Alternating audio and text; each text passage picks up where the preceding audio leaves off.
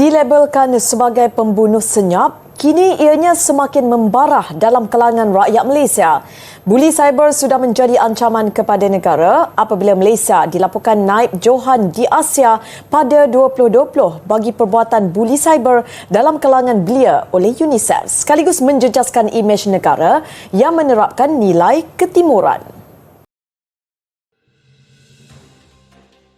Assalamualaikum dan salam sejahtera, bersama saya Liana Nazirah binti Hussein. Pada hari ini akan mengupas mengenai satu isu berkenaan isu buli cyber. Menurut penyelidikan yang telah dilakukan oleh Pusat Kajian Teknologi Comparitage baru-baru ini, yang mendapati bahawa Malaysia merupakan negara kedua tertinggi di Asia selepas India yang mempunyai masalah buli cyber. Malaysia juga dilabelkan sebagai sebuah negara yang mempunyai masyarakat yang agresif dalam talian. Ada satu kajian lain iaitu menurut Pusat Penyelidikan Pew telah mengklarifikasikan Malaysia sebagai salah satu negara yang paling konservatif secara moral dalam dunia. Namun, masyarakat di negara ini boleh menjadi pembuli yang kejam di alam cyber. Namun, apakah definisi sebenar di sebalik topik buli cyber ini? Untuk pengetahuan anda, buli cyber merupakan perbuatan yang berulang bertujuan untuk menakutkan, mendatangkan kemarahan dan juga memalukan seseorang melalui media elektronik seperti teks, chatting, email, laman web sosial, telefon bimbit dan juga permainan internet. Mari ikuti topik ini dengan lebih lanjut. Assalamualaikum dan salam sejahtera. Saya Nur Syazwani binti Herman. Hari ini saya ingin menjelaskan faktor terjadinya buli cyber dalam kalangan masyarakat. Buli cyber ini berpunca daripada pelbagai faktor. Faktor yang pertama adalah faktor persekitaran keluarga. Masalah buli ini akan terjadi jika mereka mempunyai tahap hubungan keluarga yang lemah atau tidak mempunyai perhubungan yang stabil dengan ibu bapa. Biasanya masalah buli cyber ini yang paling ramai adalah daripada kalangan remaja berbanding kanak-kanak dan warga emas. Dalam hal ini, sikap ibu bapa yang enggan memberi perhatian itu sendiri boleh mempengaruhi masalah buli cyber kerana komunikasi yang baik antara ibu bapa dan anak-anak itu merupakan kunci kepada kewujudan hubungan yang lebih erat. Ibu bapa perlu memberikan panduan dan perhatian yang secukupnya agar anak-anak lebih berwaspada dan berhati-hati agar tidak terlibat dengan buli cyber. Faktor yang seterusnya adalah faktor media sosial. Perlakuan buli cyber juga dikaitkan dengan kekerapan individu terlibat dengan penggunaan internet. Dengan tercetusnya ledakan fenomena media sosial, remaja khususnya kelihatan tidak dapat berenggang dengan pelbagai peralatan telekomunikasi seperti telefon pintar, komputer dan sebagainya. Terdapat juga kecenderungan pengguna internet yang ingin berkongsi semua maklumat peribadi untuk tatapan umum sehingga boleh mengancam keselamatan mereka.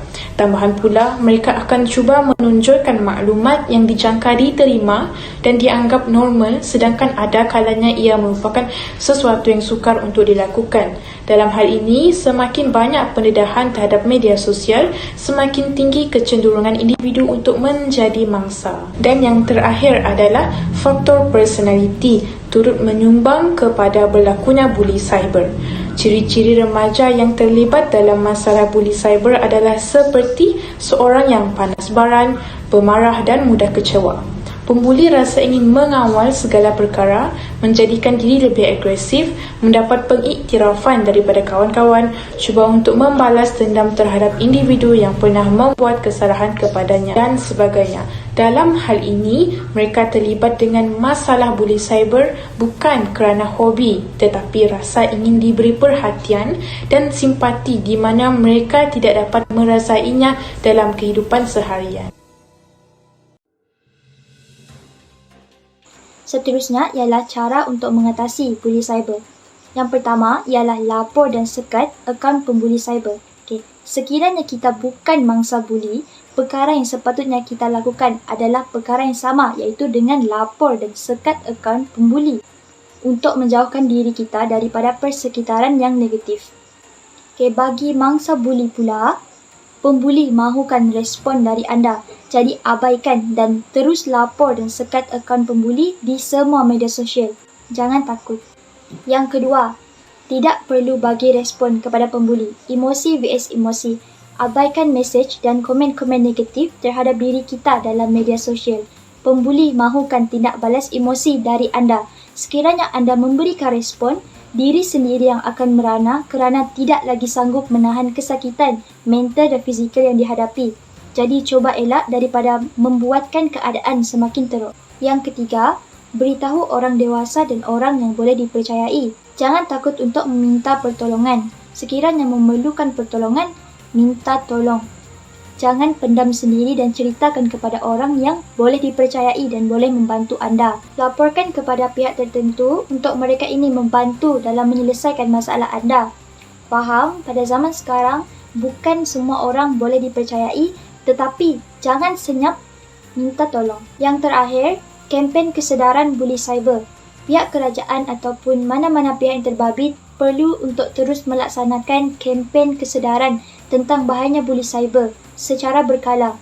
Ini bertujuan untuk meningkatkan kesedaran para pengguna dan menekankan etika dan cara penggunaan media sosial dengan betul, iaitu dengan menghormati dan menjaga privasi orang lain. Contoh kempen yang dilaksanakan ialah kempen katakan tidak kepada buli cyber dan pelbagainya. Dengan cara ini, kes cyberbuli yang berleluasa di Malaysia akan dapat dicegah dan dikurangkan.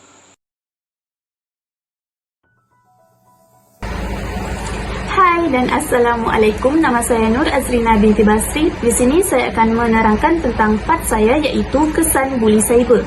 Berdasarkan kajian yang kami lakukan ni, kesan buli ni boleh dibahagikan kepada beberapa aspek, iaitu dari segi aspek psikologi, emosi dan fizikal.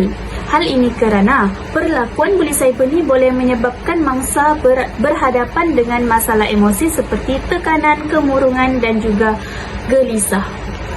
Sesetengah mangsa buli juga berhadapan dengan masalah gangguan hilang selera makan, insomnia ataupun gangguan tidur, sehingga berlakunya masalah dalam hubungan sosial di mana tidak mahu berjumpa dengan orang lain. Kesan jangka panjang juga mempengaruhi masalah pembelajaran dan kehidupan sosial sehingga mengganggu emosi mangsa. Contohnya sering menyalahkan diri dan menganggap bahawa buli cyber ni adalah berpunca daripada kesilapan mereka sendiri. Okey, dari segi aspek fizikal pula, gangguan buli cyber ni akan menjejaskan aktiviti harian mereka seperti mengalami masalah gangguan tidur, kurang selera makan dan juga kesihatan merosot. Dan kadang-kala ia juga menjejaskan prestasi diri. Sebagai contoh, tidak memberi fokus terhadap pembelajaran, menjauhkan diri daripada rakan-rakan kerana berasa sangat malu. Hal ini kerana mereka merasakan bahawa keluarga, rakan-rakan dan juga orang sekeliling ni akan meninggalkan mereka. Masalah buli cyber ni juga turut memberi kesan dari aspek psikologi, iaitu kebanyakan mangsa buli cyber ni mengalami masalah gelisah, iaitu anxiety, kemurungan ataupun depression dan gangguan tidur iaitu insomnia. Menurut kajian, mangsa buli cyber ni hampir kemurungan, menangis sepanjang malam dan juga selalu merasa rendah diri kerana sesetengah orang ni mengeluarkan perkataan yang tidak elok kepada mereka. Mangsa buli cyber ni juga mengalami anxiety iaitu kegelisahan dan juga depression daripada kecaman-kecaman yang mereka terima. Kadangkala mangsa buli ni mengalami masalah insomnia iaitu susah tidur akibat terlampau memikirkan perkataan ataupun masalah yang mereka hadapi. Kesan buli cyber daripada aspek psikologi jelas mengganggu kehidupan harian mereka.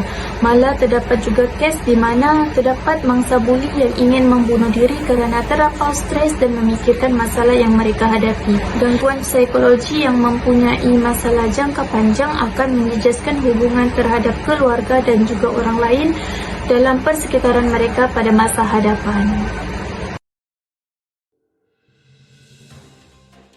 Assalamualaikum warahmatullahi wabarakatuh dan salam sejahtera. Nama saya Siti Nadiatul Nadirah binti Zahari. Pada hari ini saya akan menjelaskan tentang kesimpulan buli cyber.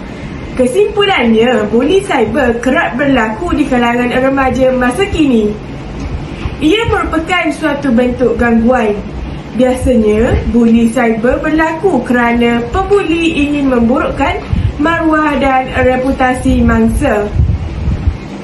Mangsa akan menghadapi beberapa kesan negatif yang lebih serius berbanding fizikal, seperti gangguan mental dan emosi, penyebaran berita palsu atau fitnah, tekanan perasaan dan hilang keyakinan diri, serta kurang tumpuan terhadap pelajaran.